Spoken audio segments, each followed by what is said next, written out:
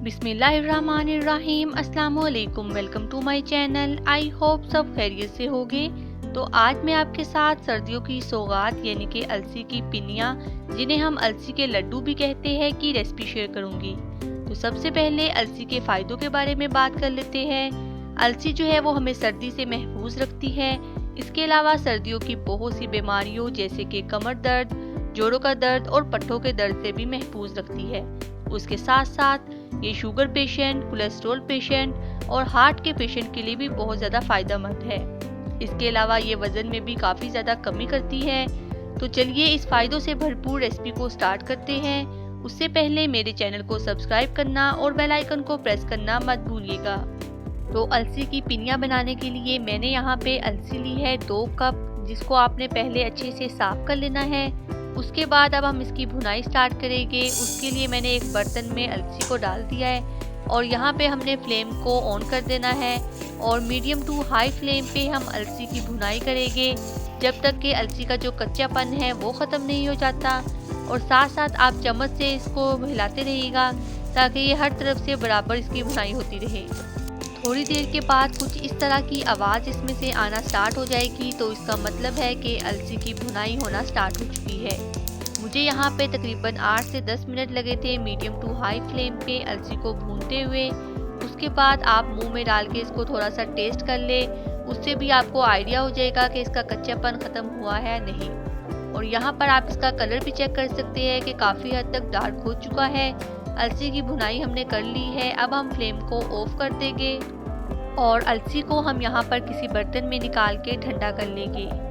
तो यहाँ पर अलसी जो है वो अच्छे से ठंडी हो चुकी थी। अब मैं इसे ग्राइंड कर लूँगी।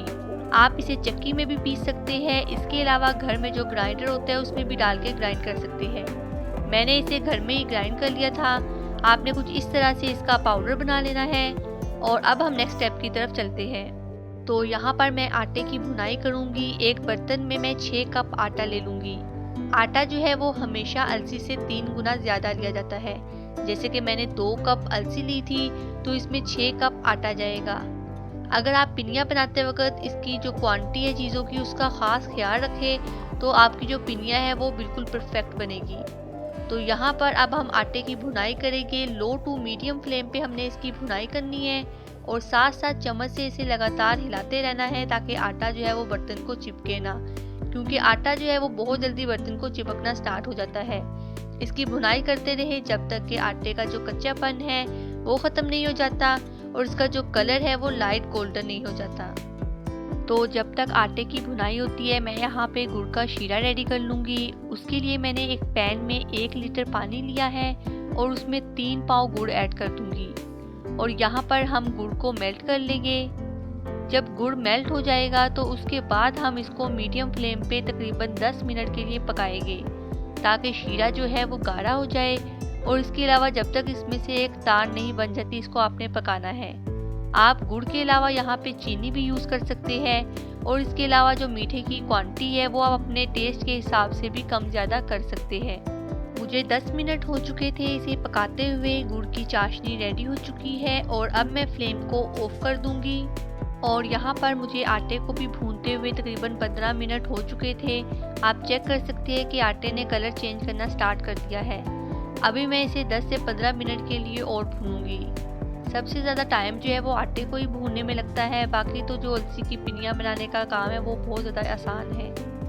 तो यहाँ पर मुझे तकरीबन 20 से 25 मिनट हो चुके थे आटे को भूनते हुए। आप चेक कर सकते हैं कि इसका जो कलर है वो भी लाइट गोल्डन हो चुका है और इसके अलावा इसका कच्चापन भी ख़त्म हो चुका है। यहाँ पे मैं फ्लेम को ऑफ कर दूँगी और जो हमने अलसी का पाउडर बना के रखा था आटे को हम उसमें मिक्स कर लेंगे। और अब हम उसी बर्तन में सरसों का ऑयल लेंगे 1 1/4 कप और ऑयल को हमने यहाँ पे गरम कर लेना है। जब ये गर्म हो जाएगा तो हम इसमें रोटी का छोटा सा टुकड़ा डाल देंगे और तकरीबन 2 मिनट के लिए आपने इसको मीडियम फ्लेम पे पकाना है ताकि जो सरसों के ऑयल की एक कड़वाहट होती है वो इसमें से ख़त्म हो जाए। आप सरसों के ऑयल की जगह दूसरा सिंपल ऑयल भी या घी या आप देसी घी भी यूज़ कर सकते हैं इन पिनियों को बनाने के लिए।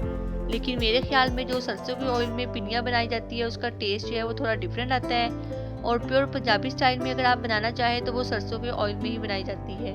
तो यहाँ पे ऑयल जो है वो उसकी करवाहट ख़त्म हो चुकी है और अब मैं फ्लेम को ऑफ कर दूँगी और इसे हम ठंडा कर लेंगे। जब ऑयल ठंडा हो जाएगा तो हम इसे दोबारा से लो फ्लेम पे रखेंगे और जो गुड़ की चाशनी हमने रेडी की थी उसे छलनी की मदद से छान के इसमें डाल लेंगे, ताकि अगर कोई जर्रे वगैरह हो तो वो छलनी में ही रह जाए। और उसके बाद जो आटा और अलसी का पाउडर मिक्स करके रखा था वो थोड़ा थोड़ा करके इसमें शामिल करते जाए और इसे मिक्स करते जाए। और साथ ही मैं यहाँ पर इसमें ऐड कर दूंगी हाफ कप किशमिश और हाफ कप ही नारियल, जिसको आपने अच्छे से वॉश करने के बाद इसमें ऐड कर लेना है और इसे दोबारा से अच्छी तरह से मिक्स कर ले। तो यहाँ पर मैंने इन्हें अच्छे से मिक्स कर लिया है और अब मैं इसे थोड़ा सा ठंडा कर लूँगी। जब ये हल्का सा नीम गर्म हो तो आप इसके लड्डू बनाना स्टार्ट कर दें, क्योंकि ज़्यादा ठंडा होने से भी इसके लड्डू बनाना थोड़ा मुश्किल हो जाती है। तो यहाँ पर मैं थोड़ा थोड़ा मिक्सचर लेती जाऊँगी और इन्हें कुछ इस तरह प्रेस करके इसके लड्डू बनाती जाऊँगी। आप अपनी मर्जी के साइज़ और शेप इसे दे सकते हैं। आप चाहे तो इसकी पिनिया बना लें या चाहे आप अलसी के लड्डू बना लें। तो यहाँ पर मैंने अलसी के लड्डू जो है वो बना लिए हैं और आप देख सकते हैं कि कितना ज़्यादा सॉफ्ट और टेस्टी बने हैं। एक मैं आपको तोड़ के दिखा देती हूँ, आप इसकी सॉफ्टनेस जो है वो चेक कर सकते हैं। तो ये बहुत ज़्यादा टेस्टी बने थे और आप भी सर्दियों की बीमारियों से अगर महफूज रहना चाहते हैं तो इस रेसिपी को लाजमी ट्राई करिएगा और मुझे कमेंट सेक्शन में बताइएगा कि आपको आज की रेसिपी कैसी लगी। इसके अलावा अगर आपको मेरी वीडियोस अच्छी लगती है तो इन्हें लाइक करें, अपने फ्रेंड्स और फैमिली के साथ शेयर करें और मेरे चैनल को सब्सक्राइब करना और बेल आइकन को प्रेस करना मत भूलिएगा। तो नेक्स्ट वीडियो तक के लिए अल्लाह हाफिज़।